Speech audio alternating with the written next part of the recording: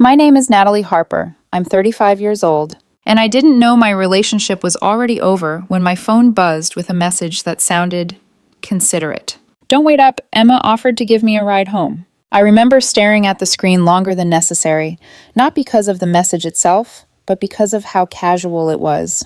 Too smooth, too prepared. My boyfriend Daniel and I had been together for 3 years, living together for almost half of that. We weren't dramatic people. No screaming matches, no suspicious phone habits. We shared calendars, groceries, rent, and future plans with the quiet confidence of two adults who believed they were building something permanent. I worked in finance, predictable hours, structured days, decent money. Daniel worked in marketing, creative, social, magnetic in a way that made people lean in when he spoke. We balanced each other, or at least that's what I told myself. That Thursday had started like any other. I worked from home. He went into the office late afternoon, kissed my cheek, reminded me we had brunch with his parents on Sunday. I ordered takeout, watched a game, folded laundry. At 9:40 p.m., he called. "Hey babe, leaving now. Phone's about to die, though." "Want me to pick you up?" I asked. No, Emma's already here. She lives close anyway." Emma, his ex-girlfriend from college. They'd dated 2 years, broken up 6 years ago, stayed friends. I'd met her twice. She smiled politely, asked about my job, complimented my shoes. "You're not jealous, are you?" Daniel teased lightly. I smiled even though he couldn't see it. "No, of course not." "Love you." "Love you too." I hung up and went back to the couch. But something didn't sit right. Not jealousy, something quieter, like a puzzle piece that didn't quite fit. 5 minutes later, I stood to grab a drink from the fridge and froze. The tablet on the counter, the one we used to control the lights and thermostat, was glowing. Bluetooth connected. My car. Daniel had driven my car to work that morning because his was in the shop. I stepped closer, opened the app. My heart began to pound, not fast, but heavy. The GPS showed my car moving, 15 minutes away. Here's the thing most people don't know about modern car systems. If your phone is connected, you can listen. I sat back down, thumb hovering over the screen. This was a line, I knew it. But something in my chest told me the line had already been crossed, just not by me. I pressed play. Music at first, then silence, then Daniel's voice. "My battery's not actually dying," he said casually. "I just didn't want her texting." A woman laughed. "Emma, how much longer are you going to keep pretending?" she asked. "It's complicated." "You've said that for 3 months." 3 months. My body went cold. "He's talking about proposing," Daniel continued. "Like, actually bought a ring." I didn't move. I didn't breathe. And that was when I realized something terrifyingly clear. I wasn't about to discover the truth. I was already listening to it. I didn't turn the audio off right away. That's the part people find hardest to understand when I tell this story later. They ask how I could keep listening, why I didn't throw the tablet across the room, why I didn't scream. The truth is, my body shut down before my emotions caught up. I stayed seated on the couch, the glow of the tablet lighting up my lap, listening to my boyfriend explain my life to another woman like it was a temporary inconvenience. "Do you love her?" Emma asked. There was a pause, long enough that I started counting the seconds without meaning to. "She's safe," Daniel said finally. "She makes sense. She's kind. She's everything you're supposed to want when you're 35 and tired of chaos." That's not what I asked. Another pause, shorter this time. "No," he said quietly, "not like I love you." Something inside me cracked.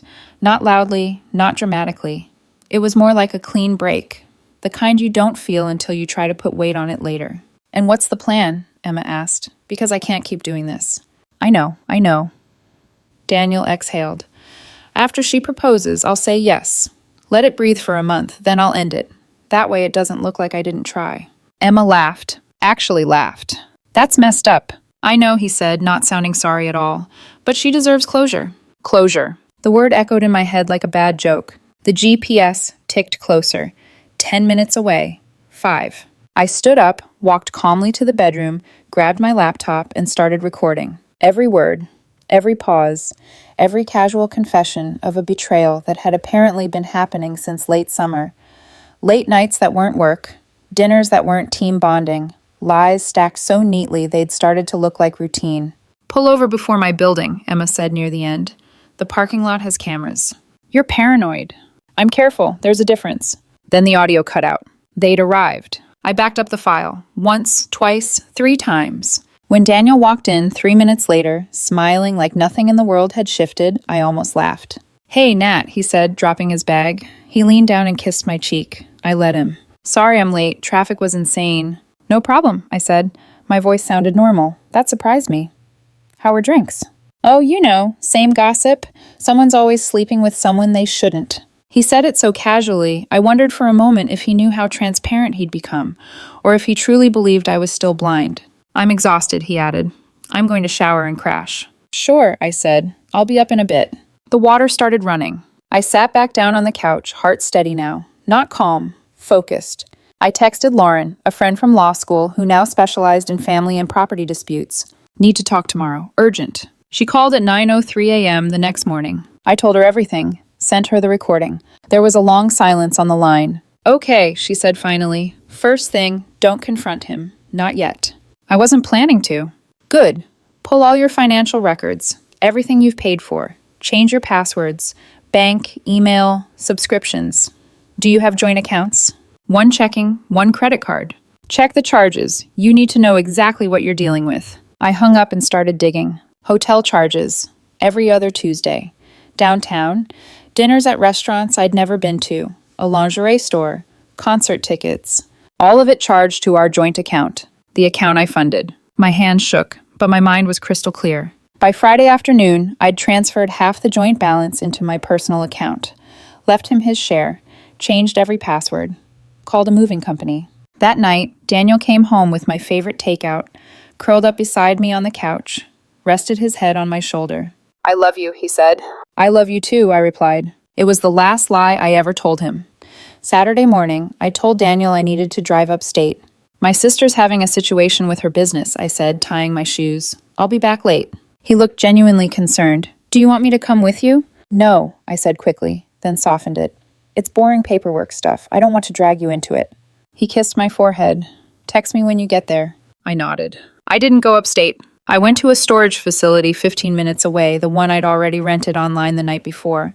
The movers were waiting when I arrived. 2 men, efficient, polite, not curious. I appreciated that more than I expected. We drove back to the apartment together. Here's something no one really talks about. If you're organized, you can dismantle a shared life in under 4 hours. I'd made a list. Everything that was mine before we moved in together. Everything I'd paid for outright. Everything that could not be argued as shared. Clothes, shoes, jewelry, my work laptop, personal electronics, books, the chair I loved, the lamp my mom gave me, the framed photo of my dad that never quite matched the decor Daniel liked. We worked quietly. By 3 p.m., the apartment still looked livable, but hollow, like a furnished Airbnb, functional, soulless. I walked through each room once more. The couch we'd debated for weeks. The bookshelf we built together, missing my side now. The bedroom that smelled like his soap. I left an envelope on the kitchen counter. Inside, a printed transcript of the recording, a detailed breakdown of every financial contribution I'd made, a formal notice that I would be pursuing my share of the equity, Lauren's contact information. On top of it, a handwritten note. "Daniel, I heard everything Thursday night. My car, my Bluetooth, your conversation with Emma. I've known since the moment you walked in and kissed me while lying to my face. I've removed my belongings and will be staying elsewhere. Lauren will contact you regarding the apartment and our joint assets. I've split the joint account evenly and removed my name from the credit card. I don't hate you. I'm just done being the safe option while you decide what you actually want. You had 3 months. I'm making the decision for you. Don't contact me. Any communication goes through Lauren. Natalie, P.S. I canceled brunch with your parents." I placed my key on top of the envelope. Then I left. I checked into a hotel across town, not the one he'd been using, a different one, neutral, anonymous. At 7:12 p.m., my phone started buzzing. "Daniel." I didn't answer. Texts followed. "Please call me. Nat, I just got home. What is this? This isn't what you think, please." I turned the phone face down. At 8:04 p.m., his father called. "Natalie," he said, voice tight. "Daniel is hysterical. He says you left. What happened?" "There's no misunderstanding," I replied calmly. "He's been having an affair with his ex-girlfriend for 3 months. I have a recording of them discussing it."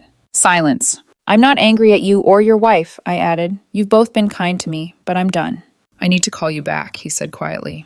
When the room finally went still, I sat on the edge of the bed and let the weight settle, not grief exactly, but exhaustion. The kind that comes after holding yourself together for too long. I ordered room service, watched something mindless, fell asleep fully clothed. For the first time in months, I slept without waiting for someone to come home. I woke up Sunday morning to a text from Lauren. His lawyer reached out. That was fast. Fast, I thought, or panicked. I took a long shower, letting the water run until my skin wrinkled, until the apartment, his apartment now, felt like a different lifetime. When I stepped out, my phone buzzed again. Unknown number. I didn't answer. 10 minutes later, another call came through. This time, I recognized the area code. Daniel's mother. "Natalie," she said softly the moment I picked up. "I'm so sorry." Her voice broke on the last word. "I didn't know," she continued. "We didn't know. Robert is furious. He's with Daniel right now." "I believe you," I said, and I did. "You didn't raise him to do this." There was a pause. "You didn't deserve this," she said finally. "Whatever happens next, I hope you know that." When the call ended, I sat very still, letting that sink in. Validation without theatrics. Support without conditions. By Tuesday, the negotiations were underway. Daniel wanted to meet. I declined. He wanted to explain. I declined. Everything went through lawyers. The apartment was the biggest sticking point. We'd been in a rent-to-own agreement, payments accumulating toward eventual ownership. On paper, both our names were there. In practice, I'd paid nearly 70% of everything. Receipts don't lie. By the end of the week, the landlord made it clear. Daniel could buy me out, or we'd sell and split the proceeds based on documented investment. He couldn't afford to buy me out. The listing went live Friday morning. I heard through mutual friends that Daniel and Emma didn't last long once everything came into the open. Turns out her divorce wasn't nearly as finalized as she'd claimed. Her ex-husband contested the settlement when he found out about Daniel. The fallout rippled outward, taking them both with it. On Sunday evening, I went for a walk alone, bought coffee, sat in a park, watched people argue about groceries and laugh over nothing. My phone buzzed again. Unknown number. Against my better judgment, I answered. "Natalie," a woman's voice said. "It's Emma." I closed my eyes. I just wanted to say, I didn't know he was going to string you along like that. The proposal plan, I didn't agree with that. I let her finish. Then I said calmly, "You slept with him while he lived with me." Silence. "I hope you get exactly what you think you're choosing," I continued. "Every version of it." I hung up. Some conversations don't deserve closure. 6 weeks later, the paperwork was finished. The apartment sold faster than expected. The market was good. Timing, for once, worked in my favor. After everything was tallied, down payment, monthly contributions, utilities, repairs, I walked away with just over 70% of what I'd put in. It felt fair. Daniel kept the furniture he'd picked. The decorations I never liked, the credit card debt tied to hotel rooms, dinners, lingerie, concerts, all of it shifted cleanly to his name once the statements were presented. No yelling, no courtroom drama, just facts. A week later, a card arrived in the mail. No return address. Inside, his mother had written, "You will find someone who deserves you. Thank you for being honest with us." His father had signed his name beneath it. I stared at the card longer than I expected to. I moved into a one-bedroom in a quieter neighborhood. Smaller, brighter, mine. I bought a couch without consulting anyone, hung art that didn't match, let dishes sit in the sink without guilt. I started therapy, not because I was broken, but because I wanted to understand the quiet moments I'd dismissed, the instincts I'd overridden. My therapist said something that stuck with me. Sometimes there are no red flags. Sometimes people are just good at hiding who they are until they're not. I've been on a few dates since then. Nothing serious, just reminders that I still know how to laugh, how to listen, how to leave when something doesn't feel right. The ring is still in my sock drawer. I haven't returned it yet. Yesterday, I got a text from an unknown number. "I'm sorry. For what it's worth, you deserve better." I didn't reply. Some people think closure comes from one last conversation, one final apology, one more chance to say the thing you didn't get to say before everything fell apart. But I learned something important. Closure isn't something someone gives you. It's something you choose. My name is Natalie Harper. I'm 35 years old. I thought I had everything figured out. Turns out I didn't. But I'm learning. And honestly, that's enough.